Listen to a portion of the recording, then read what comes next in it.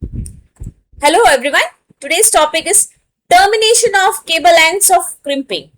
As we know, crimping is done for using Cat6 or Cat5 cable and RJ45 connector. These are mainly used in networking of computer networking. We call as networks to be perfect. So, what is cable termination actually? Because this part happens in crimping too.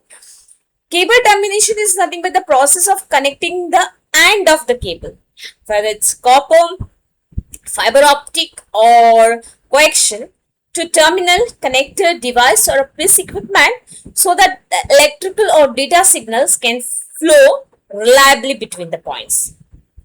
It sounds straightforward, but in practice, it is one of the most technically demanding steps in an electrical or network installation.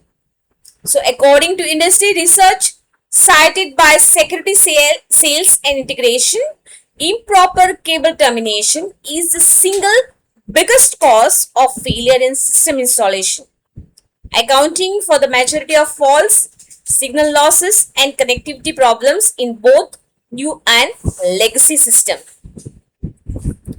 A correctly terminated cable delivers low resistance, strong mechanical retention, and long-term signal integrity.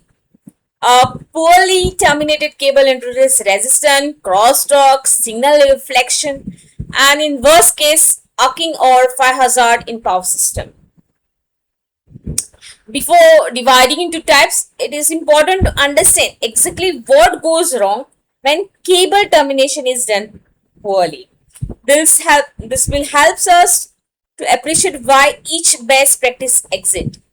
One is signal degradation, increased resistance, mechanical failure, corrosion.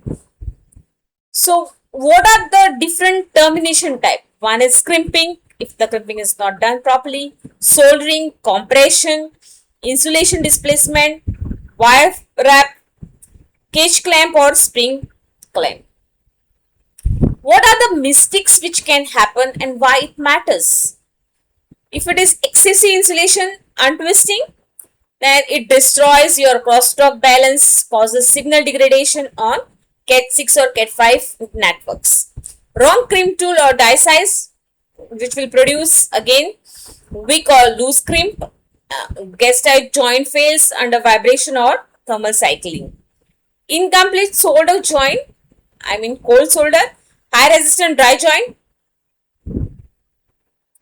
ignoring band radius during termination damages conductance, reduces current capacity and signal integrity. No strain relief or cable climb, mechanical stress transfer to termination point, joint phase over a time.